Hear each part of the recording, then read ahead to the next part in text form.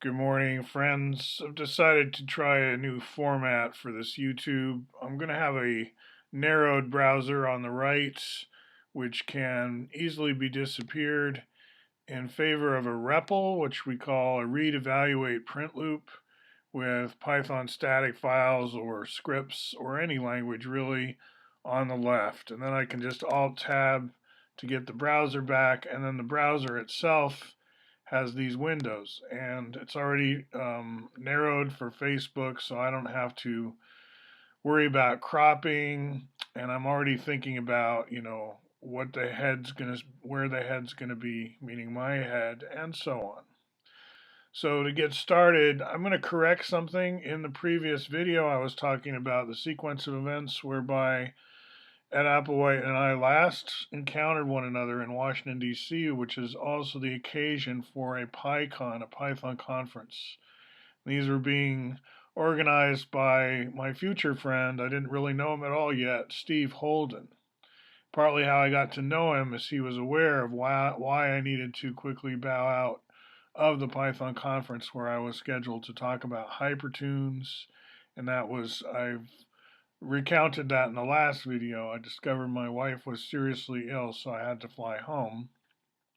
But what I got wrong there was the Bucky Symposium had already occurred. So I had had a wonderful dinner at the Applewhite residence, and I'd even been up to the podium and given a short talk with Applewhite up front also. It was all good. I had a good time until the PyCon started, and then I got the very sad news and had to go home. So I just wanted to get that chronology right. Now here I am over 10 years later, more like 12, wait, how long? Long time, right? 15 years later, and this was a sudden flash mob. If you've heard of those, where in this case, actually a busload of tourists. They had heard about this grocery store bar phenomenon in Portland and used a birthday as a good reason to see if it's true, basically. So they were there for like 45 minutes, all of a sudden just swamping the place. We had a good experience interacting. They were on to the next bar. Now, I wanted to say in this blog, as a theme, I do pick up now and then on some well known, well trodden um, narrative debates, debated narratives. Let's call them that.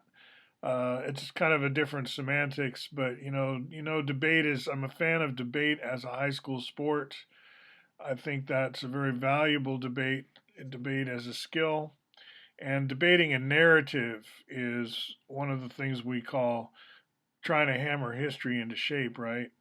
And it's not something people just spontaneously all agree on what happened, right? That's what the blockchain partly hopes to resolve, is at least we know whether a transaction did or did not occur. Its significance may be a whole other matter. Looking at some fractals here, Valentine's Day has just come and gone.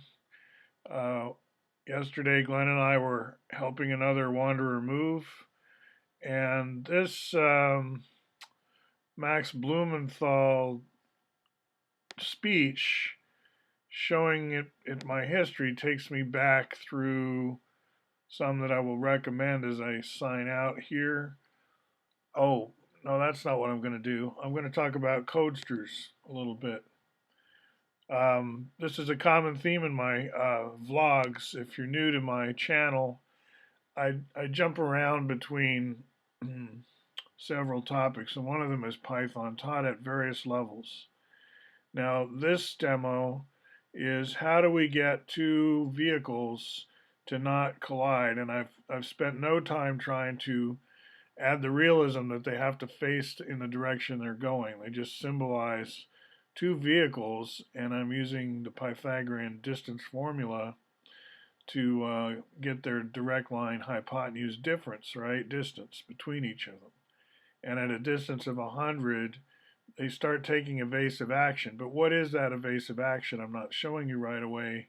And this is how I would work with the kids maybe, is like, here's the phenomenon we're trying. Maybe you can come up with a better evasive action, right? Because this maybe isn't all that all that good, right? And so another along the same lines project, and we archive these projects, would be trying to get the car to look like it's facing the right direction, right? So I'll show you what I mean. And it's a much bigger car in this case. There it is. Not that much bigger, but you see how it doesn't look totally realistic either. There's delays, does it really turn in the right way, but it ends up within a short, very short time pointing in the right direction at least. So this is a step forward. And so again, I might show the phenomenon and then say, hey, but how would you do this? Can you think of a way? And then I might or might not show a solution, right? So in this case, we use a little bit of, we don't need to use any trig functions in this particular solution, which is one of its advantages, right? We basically just use the current x and y speed of the car and project forward to create another point and use that to get an orientation rather directly, right? Because you can directly from Codesters get something about what direction something is if it points towards somewhere else. It's built in. It's always important when you're studying a new system or platform to not reinvent the wheel, right? If it offers certain features, take advantage of them. Why not? Okay. All right. So you can tell me what you think of the new format.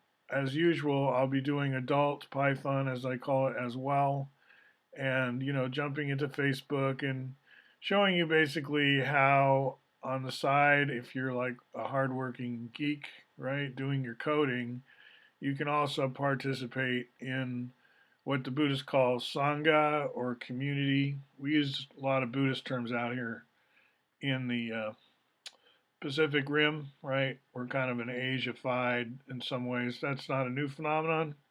It's California, it's been very influenced by Asian cultures. Why not? Of course, right? Not that different. All right. Talk to you soon.